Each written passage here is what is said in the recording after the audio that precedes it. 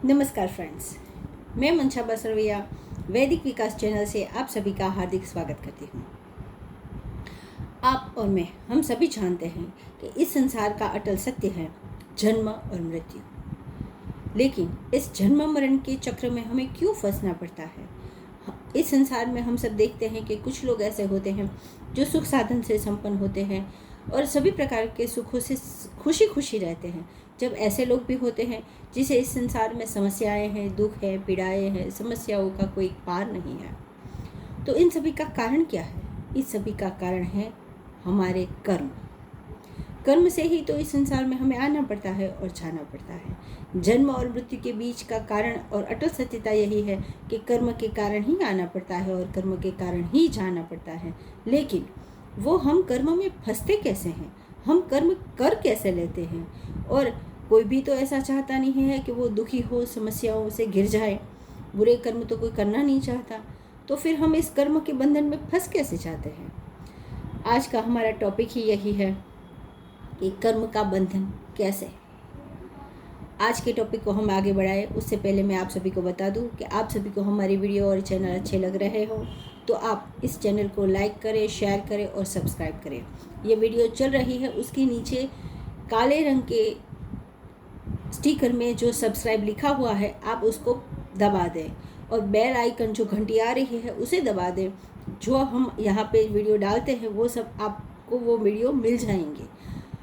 Subscribe आपने नहीं किया होगा तो आपको हमारी आगे आने वाली वीडियो और उपाय नहीं मिलेंगे, इसलिए इसको आप सब्सक्राइब कर लें और इस वीडियो में अंत तक बने रहें। अंत में मैं आपको एक दिव्य उपाय बताऊंगी जिससे आप अपने जीवन को काफ़ी सरल बना सकते हैं और आपके जीवन में उपयोग हो सकता है, इसलिए अंत तक बने रहें। आज के हम टॉपिक को आगे बढ़ाते हैं। कर्म का बंधन कैसे? कोई भी तो ऐसा नहीं चाहता कि वो दुखी हो, समस्याओं से घिर जाए। सभी तो इस संसार में ऐसा ही चाहते हैं कि सुख साधन से संपन्न हो। तो फिर कैसे ऐसा होता है? तो इस कर्म के बंधन में फंसने का कारण है हमारा व्यवहार, और इसी व्यवहार के कारण हम कब किस कर्म में फंस जाते हैं हमें पता भी नहीं चलता है और वही भोगने के लिए हम सुख और दुख का कारण बन जाते हैं। तो इसे समझाने के लिए मैं आपको एक स्टोरी बताती हूँ। वो स्टोरी है, एक गांव था। गांव में एक ब्राह्मण रहता था। वो बहुत ही निर्धन और गरीबी में जीता था, लेकिन उसकी भावना और विचार बहुत ही अच्छे थे। वो ऐसा सोचता था कि दूसरों की भलाई करनी चाहिए, मदद करनी चाहिए। वो कर्मकांडी था और भिक्षा लेके अपना जीवन निर्वाह चला रहा था। ऐसे ही समय पसार हो रहा था, लेकिन एक दिन ऐसा हुआ कि जिस गांव में वो रह रहा था उस गांव में 4 ब्राह्मण यात्री आए और गांव के बाहर आके उसने पूछा कि कोई आपके गांव में ऐसा इंसान है जो हमें एक रात के लिए यहाँ रुकने के लिए आश्रय दे दे, तो हम वहाँ रुक के अपनी यात्रा का थकान मिटा सके। तो गांव के बाहर जो कुछ लोग बैठे थे उसको, जो ये गरीब ब्राह्मण था, उस लोगों को ये ब्राह्मण का व्यवहार, जीवन, भलाई का जीवन अच्छा नहीं लगता था। इसलिए उन लोगों ने ऐसा सोचा कि इन यात्रियों को उसके घर पे भेज देते हैं ताकि वो परेशान हो जाए। तो उन लोगों ने कहा, हाँ हाँ, हमारे गांव में एक ऐसा ब्राह्मण है जो सभी को आश्रय देता है, सबकी मदद करता है, सबकी सेवा करता है, आप उसके घर पे ही चले जाए। चारों यात्रियों को उन लोगों ने उस ब्राह्मण के घर पे भेज दिया। अब उस ब्राह्मण के घर पे जाते ही वो एक रात और एक दिन रुकने वाले थे। ब्राह्मण के पास उतनी व्यवस्था भी नहीं थी कि उन सबको अच्छे से उसकी रख रखा कर सके, लेकिन ब्राह्मण ने सोचा कि नहीं, अतिथि आए हैं तो हमें अपने हिसाब से उसकी सेवा तो अवश्य करनी चाहिए। इसलिए ब्राह्मण और ब्राह्मणी ने पूरी अपनी निष्ठा से, पूरी अच्छी भावना से उसकी सेवा की और उनको एक रात के साथ साथ उसको आग्रह करके एक दिन और भी रोक लिया कि आप अच्छे से यहाँ एक दिन और रुक जाए ताकि आपकी थकान मिट जाए। वो 4 यात्री उस ब्राह्मण और ब्राह्मणी की सेवा से प्रसन्न होकर वहाँ रुक भी गए।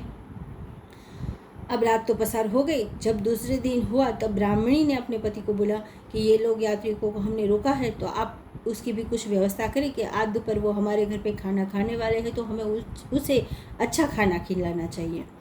तो ब्राह्मण ने बोला, अच्छा कोई बात नहीं, मैं कुछ व्यवस्था करता हूँ। जब वो भिक्षा के लिए गया और भिक्षा लेके आया तो उसने बोला कि आज मुझे भिक्षा में कुछ दूध ही ज़्यादा मिला है, दूध और चावल ज़्यादा मिला है, तो हम ऐसा करते हैं कि इन लोगों को खाने में आज हम मीठा में खीर बना के खिला देते हैं। तो ब्राह्मणी ने बोला अच्छी बात है। तो ब्राह्मणी ने जो भी खाना बनाया था उसमें खीर मिठाई के तौर पे बनाई की व्यवस्था करनी शुरू कर दी। अब घर तो छोटा था, इसलिए उसने अपने आंगन में ही एक पेड़ के नीचे रसोई बना रखी थी। उस पेड़ के नीचे उसने खीर बनाना शुरू कर दिया। जब खीर बन रही थी तो ब्राह्मणी अकेली काम कर रही थी, उसकी वजह से थोड़ी थोड़ी देर में वो अपने घर के अंदर अन्य काम करने के लिए भी जा रही थी। वहाँ पे खीर पक रही थी। जब खीर बन रही थी पेड़ के नीचे, तो उस पेड़ के ऊपर एक सांप निकला। सांप को नीचे के चूल्हे की गर्मी की वजह से सांप के मुंह में से जहर नीचे गिर गया और वो जहर खीर में गिर गया। जब खीर बन गई तो ब्राह्मणी को तो कुछ पता नहीं था, अपने अतिथियों को खाना खिलाया। चारों यात्री ने खीर बहुत अच्छी बनने की वजह से ज़्यादा भी खा ली और ब्राह्मण और ब्राह्मणी के पीछे कुछ बची भी नहीं। लेकिन उन दोनों को इस बात की खुशी थी कि हमारे घर पे आए हुए अतिथि हमसे प्रसन्न हैं और वो अच्छे से खाना खा रहे हैं। उन सभी ने दोपहर पे खाना खा के विश्राम के लिए चले गए। जब उन्होंने विश्राम किया और दोपहर के बाद वो उठे ही नहीं। चारों की खीर जहर की वजह से मृत्यु हो गई। चारों की मृत्यु हो गई और गांव में ये बात फैल गई। जो लोग उस ब्राह्मण से ईर्ष्या करते थे उन लोगों को तो मौका ही चाहिए था कि उसकी बातें कब करे। तो सब लोगों ने बोलना भी शुरू कर दिया, वो तो ऐसा इंसान है, बुरा इंसान है, सबको अपने घर पे रखता है, खाना खिलाता है, जहर खिला देता है, सबको लूट लेता है, यात्रियों का खाना खिला के उसको लूट लिया होगा, उसका धन ले लिएगा। ऐसा वैसे जैसी जिसके मुँह में बात आती थी वैसा वो बोलने लगा। ब्राह्मण ब्राह्मणी अत्यंत दुखी हो गए। हमने ऐसा कुछ किया नहीं था, लेकिन हुआ कैसे पता नहीं था। अब जब यहाँ ऐसा हुआ तब हम सभी के कर्म का लेखा जोखा रखने वाले चित्रगुप्त जी ने विचारा कि अब ये 4 जो ब्रह्म हत्या हुई है उस पाप को मैं किसके नाम पे लिखूं, क्योंकि इस संसार में जो भी हम पुण्य करते हैं और जो पाप करते हैं वो विफल कभी नहीं होता है। जो पुण्य किया है वो भी हमें भोगना पड़ता है, जो पाप किया है वो भी हमें भोगना पड़ता है। चित्रगुप्त जी ने नारद जी से जाके बोला कि नारद जी ऐसा हुआ है तो फिर इसमें तो मैं किसके ऊपर ये 4 ब्रह्म हत्या और यात्रियों का पाप लिखूं। जो ब्राह्मण भिक्षा लेके आया वो भी सही था, ब्राह्मणी ने अतिथियों की सेवा के लिए खीर बनाई वो भी सही थी। जब चूल्हे सी आग से जब नाग के मुंह से जब नीचे जहर गिरा तो उस नाग का तो शरीर का स्वभाव ही है कि उसमें जहर ही होगा और गर्मी लगने की वजह से उसके मुंह से जहर गिर गया तो उसका भी कोई गलती नहीं है। तो मैं ब्राह्मणी को पता नहीं था और उसने खिलाया, 4 यात्री मर गए, लेकिन उसमें ब्राह्मणी का तो कोई पाप नहीं था, उसे तो पता भी नहीं था। तो ये पाप मैं किसके नाम पे लिखूं कि जो इस पाप को मैं उसके लिख के वो भोग सके, मैं अपना हिसाब अच्छे से लिख सकूं। नारद जी ने बोला ये तो मैं भी सोचने में पड़ गया हूँ, चलो हम दोनों भगवान नारायण के पास जाते हैं। दोनों भगवान नारायण के पास जाते हैं और अपनी सारी व्यथा बताते हैं कि भगवान ये पाप हम किसके ऊपर लिखें। नारद जी ने भगवान से पूछा। नारद जी कहते हैं भगवान कहते हैं चलो हम उस गांव में ही जाते हैं, वहाँ पे जाके ही आपके लेखा जोखा का हिसाब हो जाएगा। भगवान नारद जी और चित्रगुप्त जी पृथ्वी पे आए और पहले जैसे यात्री आए थे यात्रियों का ही रूप ले लिया और गांव के बाहर जो लोग बैठे रहते हैं उसके पास जाके बोला कि हम कुछ यात्री आए हैं, हमें एक दिन का आराम के लिए रुकना है, तो आपके गांव में कोई ऐसा इंसान है जो आश्रय देता है। ऐसा बोलने के साथ ही गांव के बाहर जो लोग बैठे थे उनको तो चाहिए ही था किसी के पास इस ब्राह्मण की चुगली करना, उसकी बातें करना।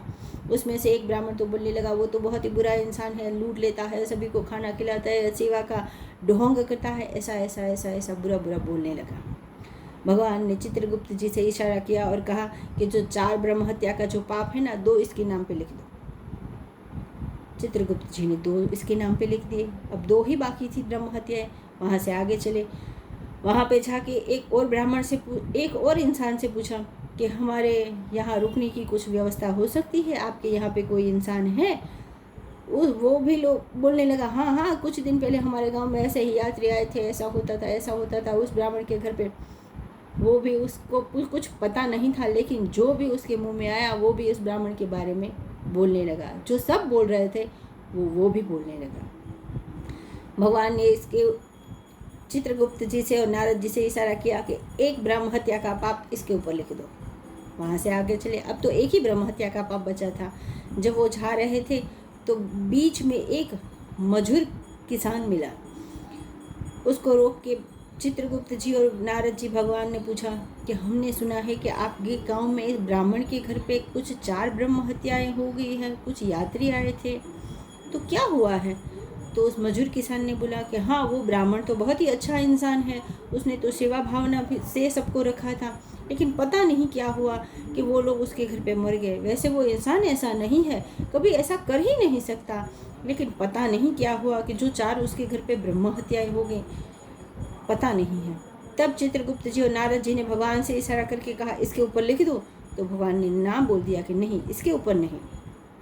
जब वो किसान वहाँ से चला गया तो भगवान नारद जी और चित्रगुप्त जी पूछने लगे कि भगवान आपने मना क्यों किया?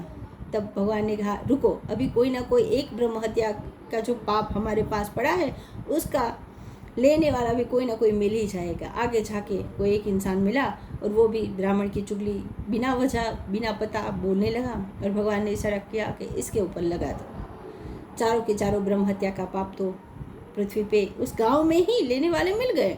भगवान ने सभी के ऊपर चढ़ा दिया।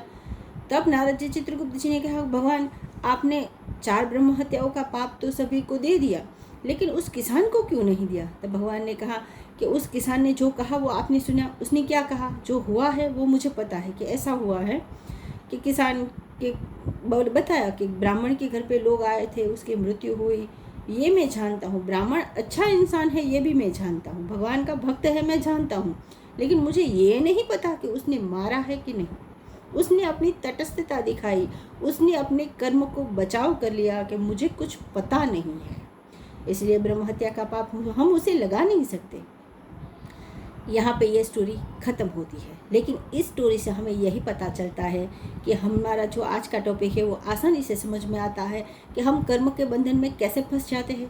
ऐसे जिस बात का हमें पता हो, आए दिन हमारे आसपास के समाज में, जीवन व्यवहार में कुछ न कुछ ऐसा तो होता ही रहता है कि जिसके बारे में कुछ न कुछ बातें चलती रहती हैं, लेकिन जिस बात के बारे में हमें पता हो उस बात के बारे में ही हमें बोलना चाहिए।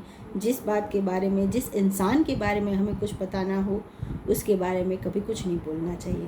इस टॉपिक में हमें ये भी स्टोरी से पता चलता है कि हम सभी ने सुना है कि जो भगवान का स्मरण करता है, भगवान का भक्त होता है, उसके लिए भगवान आके ही उसकी मदद करते हैं। आप सभी ने भी देखा कि भगवान स्वयं आए और उस अपने भक्त की रक्षा की, और उस भक्त के ऊपर जो उसका बुरा बोलने वाले थे, उसकी चुगली करने वाले थे, उससे ईर्ष्या रखने वाले थे, उन सबको कैसे पाप का भागीदार बन गए। जिस इंसान को आप जानते हो और आपको पता है कि वो भगवान का नाम स्मरण करने वाला है, ईश्वर का भक्त है, किसी के बारे में बुरा तो कभी बिना जाने बोलना ही नहीं चाहिए, लेकिन जो ईश्वर का भक्त हो, उसको मानने वाला हो, तो उससे तो हमेशा सावधान रहना चाहिए, क्योंकि जो भगवान का भक्त है उसकी तो पल पल रक्षा भगवान स्वयं करते हैं।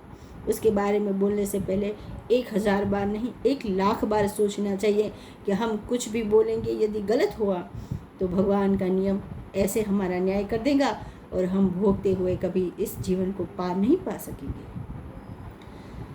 आज की हमारी स्टोरी यहाँ पे ही ख़त्म हुई और इसकी सीख भी यहाँ पे ख़त्म हुई। आज मैं आप सबको उपाय बताती हूँ कि यदि आपके जीवन में कोई भी समस्या हो, कोई चिंता हो, कैसी भी समस्या हो, जैसे कि कोई बीमारी हो, कोर्ट केस चल रहा हो, आपके घर में धन की कमी हो, व्यवसाय में समस्या चल रहा हो, किसी भी प्रकार की आपके जीवन में समस्या चल रही हो, तो उसके निवारण के लिए आपको क्या करना है कि आपके घर के पास कोई भी शिव मंदिर हो तो शिव मंदिर में आपको रात के समय 9 बजे के बाद कभी भी आप खाना खा के भी जा सकते हैं। 1 चुटकी काले तिल लेके भगवान शिव के ऊपर रात के 9 बजे के बाद भगवान शिव को चढ़ा देने हैं और भगवान से प्रार्थना करनी है कि भगवान हमें इस समस्या से निजात दिला दो, इस समस्या से हमें रास्ता दिखा दो। भगवान आपकी सुनेंगे और आपको इस समस्या से निवारण दिला देंगे। 9 दिनों तक लगातार आपको इस उपाय का प्रयोग करना है। आपको हमारी ये स्टोरी और उपाय अच्छे लग रहे हो तो लाइक करें, शेयर करें और सब्सक्राइब करें, ताकि आपको हमारे उपाय और स्टोरी ऐसे यूं ही मिलती रहे। नमस्कार।